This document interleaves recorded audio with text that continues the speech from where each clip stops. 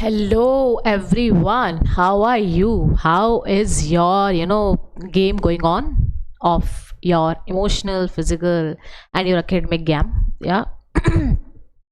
I hope you are gambling it. I hope you are enjoying the journey जो चल रही है UPSC की आप लोगों के लिए. ठीक है, इंजॉय करके पढ़ो भाई, मस्त इंजॉय करके पढ़ो. आई नो पढ़ाई कोई इंजॉयमेंट नहीं है, बट अब क्या कर सकते हैं. अगर आप किसी चीज़ में इंजॉयमेंट नहीं डालते हैं तो फिर वो चीज़ आपको हॉन्ट करने लग जाती है. तो इसलिए जितना हो सके इतना इंजॉयमेंट करके पढ़ो. जैसे कि लेक्चर आए मेरा तो ऐसा करो, ये लेक्चर आ गया, लेक्चर आ गया. ठीक है, तो चलो jokes apart, jokes side, what we are doing, we are studying polity and governance step by step. जो चीज़ें बहुत ज़्यादा इंपॉर्टेंट है वो चीज़ें हम यहाँ पे कवर अप कर रहे हैं आप लोगों के लिए. ठीक है, every initiative is free for you all, because मैं नहीं चाहती कि कोई भी ऐसा एस्पिरेंट हो जो इस चीज़ से पीछे रह जाए कि भाई पैसा नहीं था तो पढ़ा नहीं, कोर्स महंगा था, ये था वो था. ठीक है, इसलिए आपको यूट्यूब पे, इंस्टा पे एकदम फ्री लेक्चर्स हैं और फ्री क्या है, नोट्स हैं. ठीक है, तो इसलिए आपको ये सब मैं यहाँ पे प्रोवाइड करवा रही हूँ कि बस मुझे इसका यही एकमात्र इनाम मिलेगा, वो ये है कि मेरे स्टूडेंट में से कोई ये मेरे को जाके बोल दे कि भाई हमारा यूपीएससी पॉलिटी एंड गवर्नेंस में से एक भी क्वेश्चन नहीं छूटा, जो आपने पढ़ाया हुई कि वही पेपर में आ गया. और वो हम इंश्योर करते हैं किससे, कि ये 70-80 लेक्चर जो यहाँ पे अपलोड होंगे उससे, प्लस जो पॉलिटी फोटो सीरीज़ हम वहाँ पे लगा रहे हैं शॉर्ट्स में, उससे हम ये चीज़ इंश्योर कर रहे हैं आप लोगों के लिए. ठीक है, और फिर जैसे ही हमारे कुछ टारगेटेड सब्सक्राइबर्स होते हैं तो हम previous year paper both prelims और मेंस भी आप लोगों के लिए यहाँ पे रख देंगे. तो वो करिए और फिर देखिए आपका जो बूस्ट होता है पॉलिटी एंड गवर्नेंस यहाँ से यहाँ, आप खुद ताज्जुब करोगे कि कैसे हो गया. क्योंकि देखो, जो यूपीएससी का जब आप पेपर एनालाइज करोगे तो आप देखना ज़्यादातर सारी चीज़ें बेसिक से उठाकर ही आपको दे दी जाती है, प्लेट में परोसते हैं. और आप लोग क्या करते हैं, आप क्या करते हो, डायरेक्ट हाई पे पहुंच जाते हो, हाई पे पढ़ने बैठ जाते हो. ठीक है, बेसिक छोड़ के हाई पढ़ने बैठ जाते हो. तो उससे क्या होता है, ये गलती हो जाती है एस्पिरेंट्स की कि वो एकदम से एडवांस लेवल पढ़ने बैठ जाते हैं, बेसिक नहीं पढ़ते हैं. जब बेसिक का क्वेश्चन आता है तो फिर बच्चे हो जाते हैं कंफ्यूज, क्या यार ये तो थोड़ा इधर था या थोड़ा उधर था. ठीक है, तो सबसे पहले बेसिक पढ़ो, और ये पॉलिटी एंड गवर्नेंस सीरीज़ आपके बेसिक के लिए ही है. आपका बेसिक जो इस तरीके से बनाएगी ये कि आपका जो एडवांस वगैरह है वो सब क्लियर आउट हो जाएगा. ठीक है, तो बेसिक पढ़ो, ये 60 से 70 लेक्चर्स लगाओ और देखो कितने मजे आएंगे. ठीक है, शॉर्ट है हमारे लेक्चर, ज़्यादा से ज़्यादा 10 मिनट, हमारे मिनिमम लेक्चर्स ही 10 मिनट के होते हैं, मैक्सिमम 30, 40, 50, इससे ज़्यादा तो कोई लेक्चर है ही नहीं हमारा. ठीक है, फिर हमने शॉर्ट्स डाली कि वो भी बहुत छोटी है.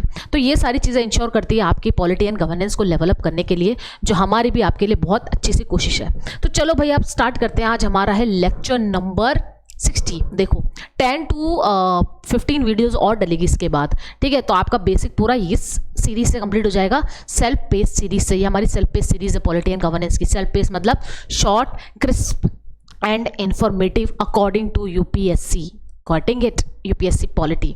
और हाँ, मेरे को किसी का क्वेश्चन आया था कि मैम मैं आरएस का प्रिपेयर कर रहा हूँ तो मैं ये सीरीज़ ले सकता हूँ कि yes guys, you can also RS का या किसी भी सब्जेक्ट का आप यहाँ पे प्रिपरेशन कर रहे हो, पॉलिटी एंड गवर्नेंस वहाँ का बेस सेम ही रहता है. तो आप अगर किसी भी चीज़ की प्रिपरेशन कर रहे हो तो ये बेस सेम ही रहेगा, पढ़ लो यहीं से.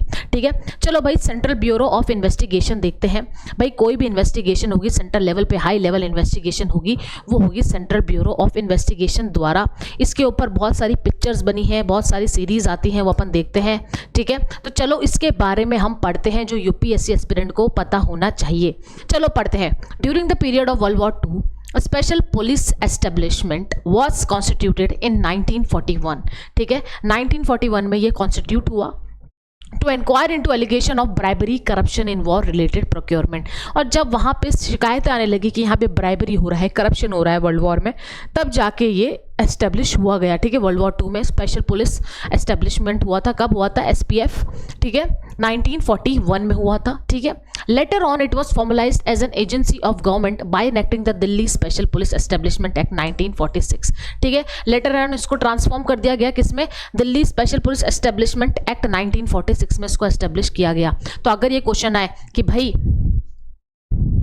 क्या, कि भाई CBI का व्हाट वी से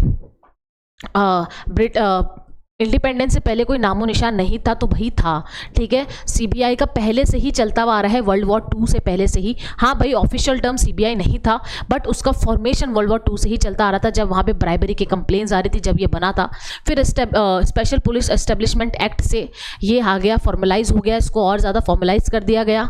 फिर हम आगे चलेंगे तो फिर सीबीआई को इसमें के अंदर ही हमने पावर डाल दिया गया, मतलब सीबीआई कोई स्टैट्यूटरी बॉडी नहीं है, बस ये अपनी इन्वेस्टिगेशन की जो पावर है वो दिल्ली पुलिस एस्टेब्लिशमेंट एक्ट 1946 से डिराइव करने लग गई, ठीक है। तो स्पेशल पुलिस एक्ट जब बना उससे ही डिराइव करने लग गई सीबीआई अपनी पावर्स। तो मतलब सीबीआई कोई स्टैट्यूटरी बॉडी भी नहीं है, कोई कॉन्स्टिट्यूशनल बॉडी भी नहीं है, बस ये सीबीआई क्या करती है, अपनी पावर ड्राइव करती है स्पेशल पुलिस एस्टेब्लिशमेंट एक्ट से 1946, ठीक है। चलो अब देखो इसका क्या है, इसके रोल क्या है। देखो एक सतनाम कमेटी ने इसको रिकमेंड किया था, जब प्रिवेंशन ऑफ करप्शन हो रहा था उस टाइम पे सतनाम कमेटी ने इसको रिकमेंड किया था कि सीबीआई को रिकमेंड करा है। फिर it is a nodal police agency of India which coordinates investigation on behalf of Interpol member countries. Interpol member countries मतलब ऑल ओवर द वर्ल्ड,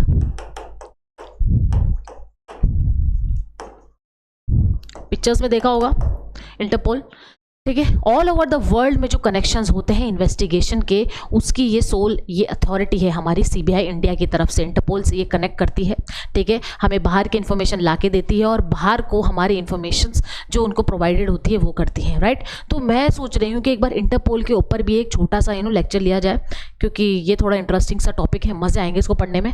तो वो लेक्चर लेंगे तब की बात है, अभी तो अपन ये पढ़ते हैं, ठीक है। चलो, तो टाइप्स ऑफ केसेस, ये कौन कौन से केस हैंडल कर सकते हैं।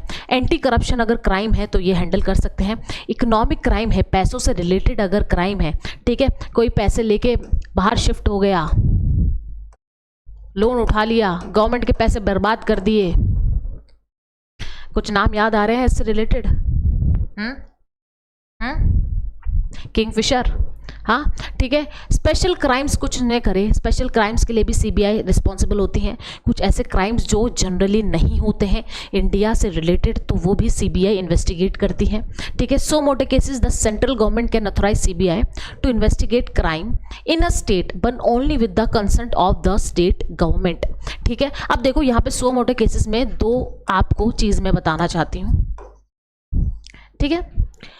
दो चीज़ें क्या है, देखो सीबीआई अगर किसी भी स्टेट में इन्वेस्टिगेट करने जाता है, ठीक है, तो उसको स्टेट गवर्नमेंट की परमिशन लगती है, ठीक है। और स्टेट गवर्नमेंट की परमिशन लगती है और उसको डायरेक्ट कौन करता है, सेंट्रल गवर्नमेंट बोलती है कि जाओ इस स्टेट में जाओ। मान लो कि सेंट्रल गवर्नमेंट ने बोला कि भाई राजस्थान स्टेट में जाओ और यहाँ पे जाके इन्वेस्टिगेशन करो, राइट। लेकिन अब यहाँ पे ट्विस्ट ये है कि जब राजस्थान गवर्नमेंट अलाउ नहीं करेगी तब तक सीबीआई वहाँ पे पैर नहीं रख सकता है, वो नहीं कर सकता है इन्वेस्टिगेशन।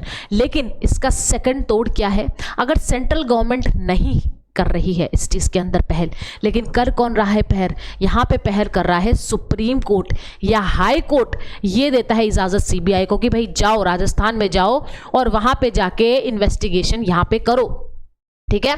तो भाई सीबीआई कहीं पे भी जा सकती है और वहाँ पे स्टेट की कंसर्न की ज़रूरत नहीं होती।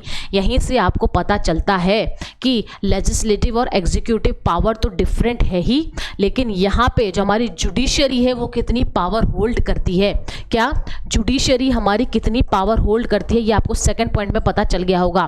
The court can direct, the supreme court, high court can direct CBI anywhere without state का कंसर्न, इनको ज़रूरत नहीं होगी अगर स्टेट गवर्नमेंट या हाई कोर्ट ने यहाँ पे क्या कर दिया है, बोल दिया है कि हाँ भाई लगा दो। समझ में आ गया। तो टाइप्स ऑफ केसेस हैंडल में आपने देख लिया, हर टाइप के केसेस ये हैंडल कर सकता है। सेंट्रल गवर्नमेंट अगर चाहे तो उसको कहीं पे भी कोई सा भी केस दे सकता है सीबीआई को, ठीक है। हाई, लेकिन अगर वो स्टेट में जा रहा है कुछ भी करने, इन्वेस्टिगेट करने, कुछ भी करने, तो उसके लिए स्टेट की परमिशन लगेगी जब वो सेंट्रल गवर्नमेंट उसको डायरेक्ट करेगी। लेकिन अगर क्या कर रहा है हाई कोर्ट या सुप्रीम कोर्ट उसको डायरेक्ट कर रहा है तो सेंट्रल गवर्नमेंट तो स्टेट गवर्नमेंट की यहाँ पे से नहीं लगेगी, ठीक है। चलो भाई आगे बढ़ते हैं, कंपोजिशन देखते हैं। CBI has a well defined organisation structure led by the director and multiple division, ठीक है। डायरेक्टर है, इसके डिविजन्स होते हैं। पहले देखते हैं director of the CBI. The head of the CBI equivalent to the rank of the director general of police, DGP, ठीक है।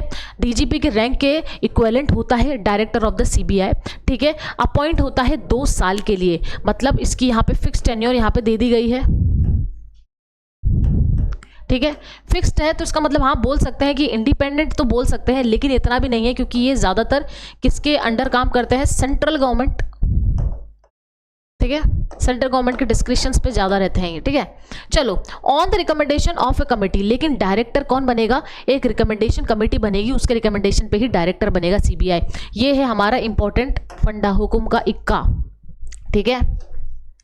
कमिटी कौन सी कमिटी है, ठीक है, सबसे कमिटी में होता है पीएम, एक होता है leader of opposition of chief justice of India और नॉमिनेटेड सुप्रीम कोर्ट जज, ठीक है। तो भाई यहाँ पे 3 लोग हो गए हैं, एक तो पीएम हो गया है, एक अपोजिशन का लीडर हो गया है, या क्या हो जाए चीफ जस्टिस ऑफ इंडिया है, अगर वो अवेलेबल नहीं है तो कोई भी सुप्रीम कोर्ट जज वो चाहता है कि अपॉइंट हो उसकी जगह, वो वहाँ पे अपॉइंट हो सकते हैं। तो 3 मेंबर जो बॉडी है वो रिकमेंड करेगी यहाँ पे कि कौन बनेगा डायरेक्टर ऑफ सीबीआई, ठीक है। The director can not be reappointed. अब देखो उसका जो टर्म था, कहां गया इसका टर्म,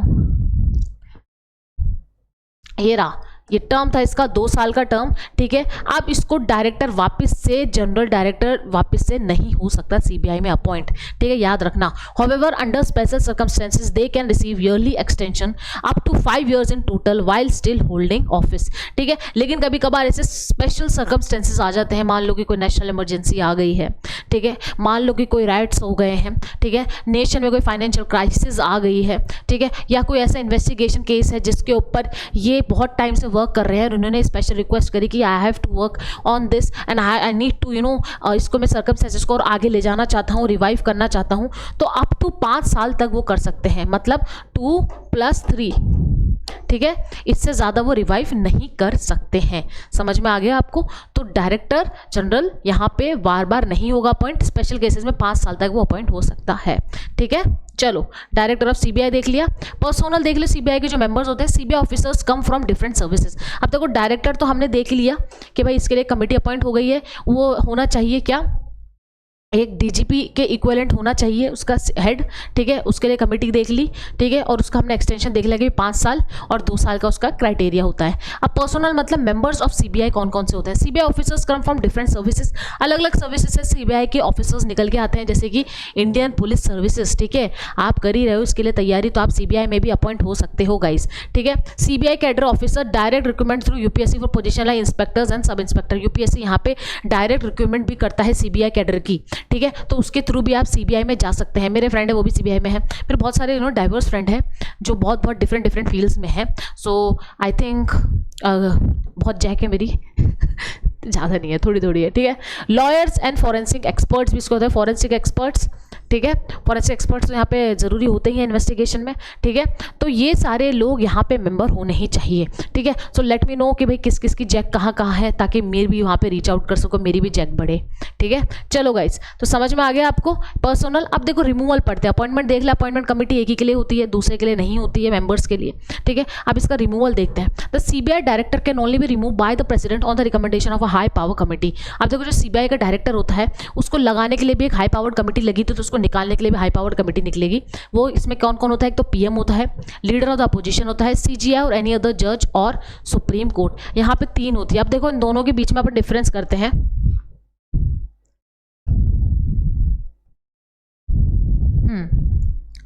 ठीक है, अपॉइंट कौन कर रहा है, PM, leader of the opposition और चीफ जस्टिस ऑफ इंडिया, ठीक है, और निकाल कौन रहा है, पीएम, लीडर ऑफ अपोजिशन और चीफ जस्टिस ऑफ इंडिया और एनी अदर सुप्रीम कोर्ट जज। तो मतलब इन दोनों के बीच में इसको लाना और निकालने के बीच में कमेटी में कोई डिफरेंस नहीं है, वही हाई पावर्ड मेंबर कमेटी उसको निकालेंगे और वही हाई पावर्ड मेंबर कमेटी उसको लगाएंगे। समझ में आ गया?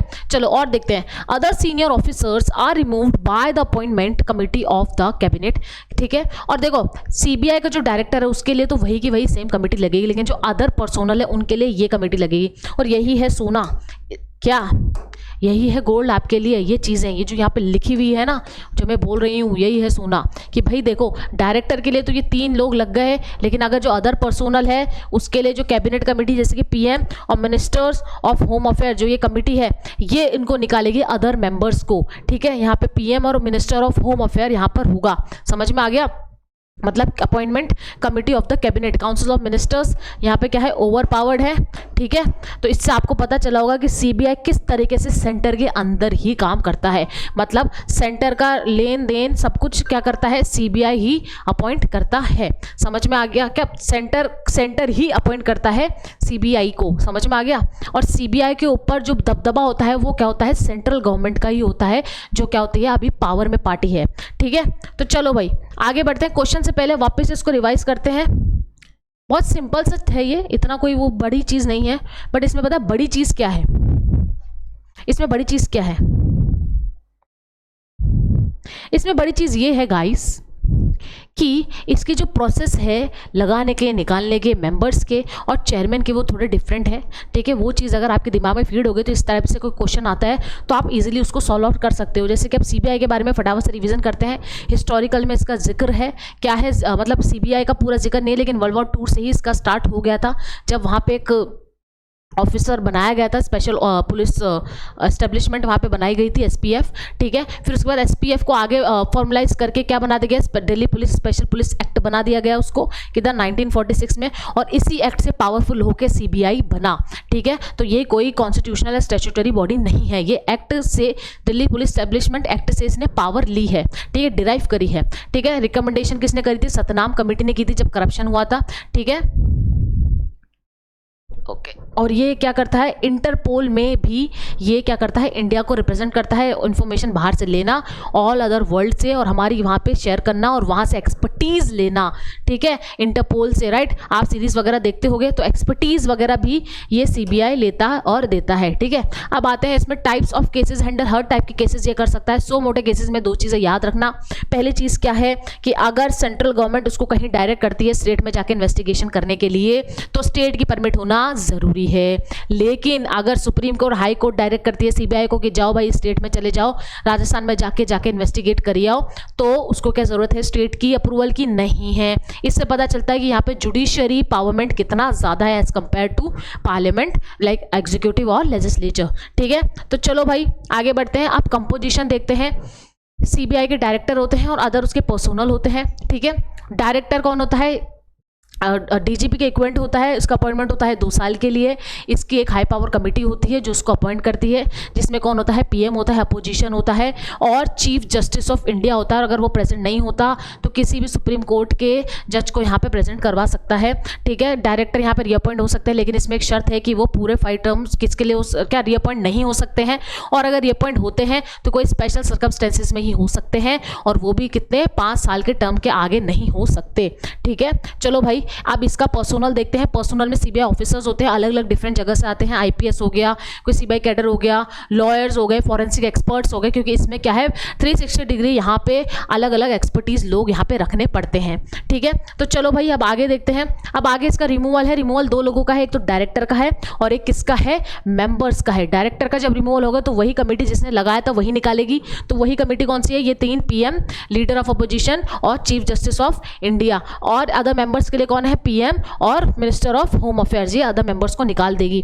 तो समझ में आ गया आपको इसका तरीका, बढ़िया, मजे, झक्कास। चलो अब इसका एक क्वेश्चन करते हैं, what which of the following is false about CBI, ठीक है। क्या गलत है, like what is the following is false, incorrect, ठीक है। ज़्यादातर इनकरेक्ट आता है, फॉल्स नहीं आता, इनकरेक्ट नाम आता है। It attach under the ministry of home affairs, नहीं, it's not an autonomous body, हाँ ये तो सही है, it is not an autonomous body. It can investigate wide variety of crime inclusion corruption, criminal conspiracy etcetera etcetera.